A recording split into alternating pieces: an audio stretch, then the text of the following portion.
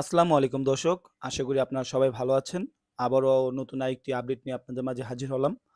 তো এই যে ৳৯৭৪ কোটি টাকা ব্যয়ে যে ৮ লেনের রাস্তার কাজ ডিএনডি আ তারা যে করতেছে, বিশেষ করে ঢাকা দক্ষিণ সিটি কর্পোরেশনের এটা প্রজেক্ট। আর শুধু এটা হচ্ছে প্রাথমিক প্রজেক্ট, এরকম আরো কয়েকটি এটার সাথে সংযোগ করা হবে।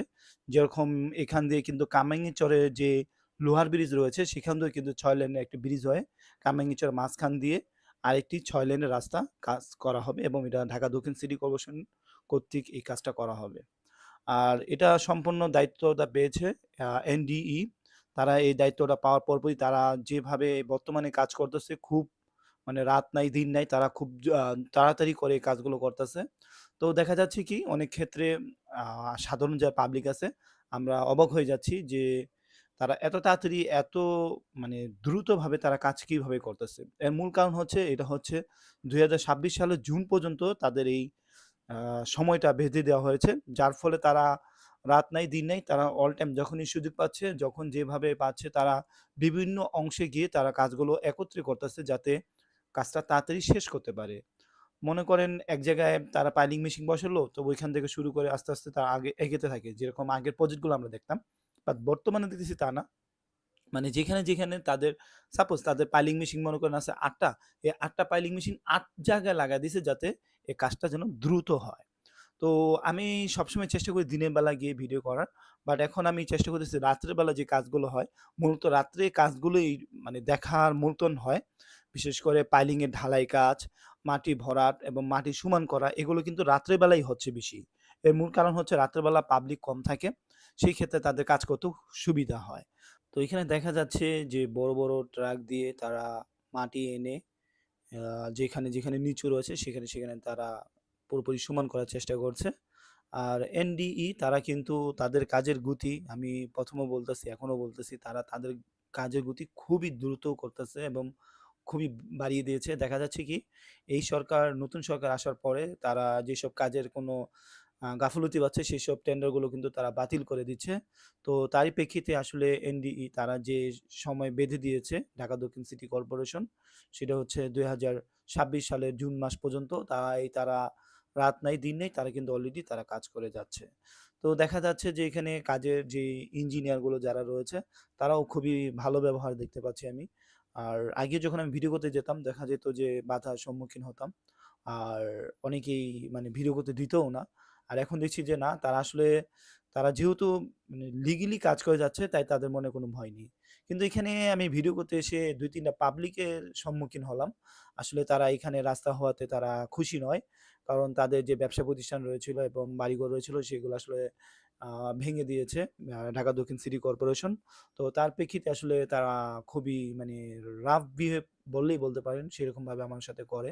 বাট যেহেতু আমি এখানকার প্রায় স্থানীয়ই, তাই হয়তোবা তারা আর কুলাতে পারেনি। এরপর যাই হোক দর্শক, আমি চেষ্টা করব আপনাদেরকে রেগুলার আপডেট দেওয়ার। আর বাধা বিপত্তি সেটা থাকবেই, আসবেই। এরপর আমি যে সঠিক যেই নিউজগুলো এবং দেখতে পাচ্ছেন ভিডিওতে কিন্তু আমি কোনো লুকোচুরি করি না। এখানে দেখতে পাচ্ছেন বেকু দ্বারা রাস্তা পুরা সমান করা হচ্ছে এবং এখান দিয়ে কিন্তু ৮ লেনের রাস্তা করা হবে। আর এখান দিয়ে যে আ ফ্লাইওভার বা আ ব্রিজ আকারে যে রাস্তাটা করা হবে, সেটা কিন্তু ৪ লেন, কোথাও, কোথাও ৬ লেন, কোথাও, কোথাও ২ লেনেরও হবে। যেখানে দেখা যাচ্ছে যে সাপোজ আমরা যা বুঝি যে লোহা ব্রিজের পার হয়ে যদি আমরা সামনে এগোতে যাই, সেক্ষেত্রে কিন্তু ৪ লেনের বেশি রাস্তা করা সম্ভব না। কারণ ওইখানে জায়গা কম।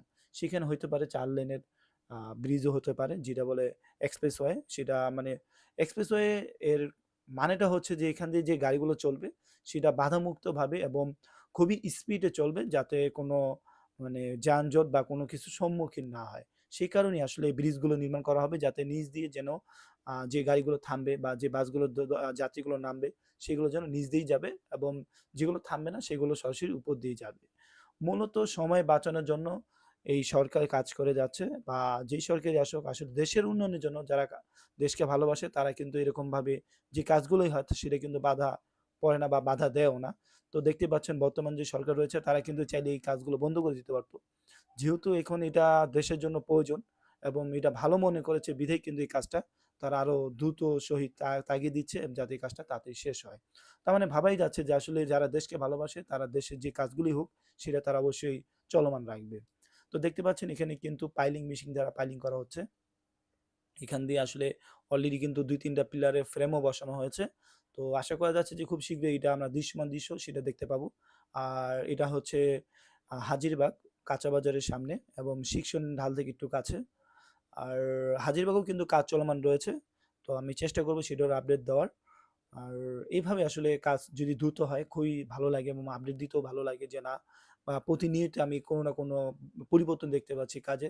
তো সেই ক্ষেত্রে আসলেই ভালো লাগে। আর দর্শক এ বিষয়ে যদি আপনাদের কোনো প্রশ্ন থাকে তাহলে অবশ্যই করবেন। আর অনেকেই জানতে চেয়েছিল যে কামরাঙ্গীরচরে যে কাজটা হওয়ার কথা ছিল সিবিডি সেটা হবে কিনা? আসলে এটা মূলত সরকারই ভালো জানে। আর এটার বর্তমান কোনো আমি নিউজ পাইনি। তো সেক্ষেত্রে আর মিথ্যা বলে লাভ নেই বা মিথ্যা বলাটাও ঠিক না। বাট এরপরও যেহেতু এই রাস্তাটা হচ্ছে তার মানে কামরাঙ্গীরচরে যে রাস্তা হওয়ার কথা ছিল সেটা হতে পারে, শিওর না। বাট হতে পারে। যেহেতু তারা লোহার ব্রিজ পর্যন্তই তারা এই রাস্তার কাজটা বর্তমানে এনডিই করতেছে। তার মানে ভবিষ্যতে অবশ্যই হয়তোবা কামরাঙ্গীরচর হতে পারে বা হয়তোবা সদরঘাটে যে পোস্তা দিয়ে যে সদরঘাট যাওয়া যায় সেইখান দিয়েও হয়তো বা হতে পারে। তবে যেখানেই হোক হবে। কামাইচর হলেও হতে হবে, নাহলে প্রস্তাব দিলেও হলেও হতে হবে। যদি প্রস্তাব বা বাবুবাজার পর্যন্ত যদি হয়, তাহলে অবশ্যই বাবুবাজার যে ব্রিজটা রয়েছে সেটা ভাঙা হবে এবং সেটা বহু লেনের ব্রিজ বানানো হবে, ৮ লেন। ৮ লেনের ব্রিজ বানানোর কথা রয়েছে। আর যদি কামরাঙ্গীরচর দিয়ে হয়, তো সেই ক্ষেত্রে অবশ্যই বুড়িগঙ্গা নিচ দিয়ে টান লেনের মতন করে তারা রাস্তা বানাবে। আর সাথে এটার সাথে যে কদমতলী যে ফ্লাইওভার হয়েছে, যেটা কিনা মাওয়া ঘাটে সরাসরি জয়েন দেওয়া হয়েছে, সেখানেই এটা রাস্তাটা জয়েন দেওয়ার কথা রয়েছে যদি কামরাঙ্গীরচরের ভিতর দিয়ে রাস্তাটা হয় সেই ক্ষেত্রে। তো দর্শক আমি আসলে যতটুকু জানি আপনাদেরকে সেটা জানানোর চেষ্টা করি। আর এখানকার একটা জিনিস দেখে খুবই ভালো লাগতেছে যে তারা পাইলিং এর কাজটা খুব দ্রুতভাবে করে। একটা পাইলিং করতে যেখানে আপনার আগে লেগে যেত ২ দিন ৩ দিন লেগে যেত সেখানে দেখা যাচ্ছে যে একদিনে ২ টা ৩ টা পাইলিং হয়ে যাচ্ছে। তার মানে বোঝাই যাচ্ছে এই কাজের গতিটা তারা কতদূর মানে এগিয়ে নিয়েছে এনডিই। আর এই কাজের ঢাকা দক্ষিণ সিটি কর্পোরেশন কর্তৃক এনডিই এই প্রজেক্টের দায়িত্বটা পেয়েছে। তো দর্শক আজকে এই ছিল আপনাদের জন্য আপডেট। চেষ্টা করব পরবর্তীতে আবার অন্য কোনো জায়গায় গিয়ে আপনাদেরকে নতুন আপডেট দেওয়ার বা এখানে যদি কোনো কাঠামোগত পরিবর্তন হয় আমি চেষ্টা করব সেটাও আপনাদেরকে আপডেটের মাধ্যমে জানানোর। তো দর্শক সবাই ভালো থাকবেন, সুস্থ থাকবেন।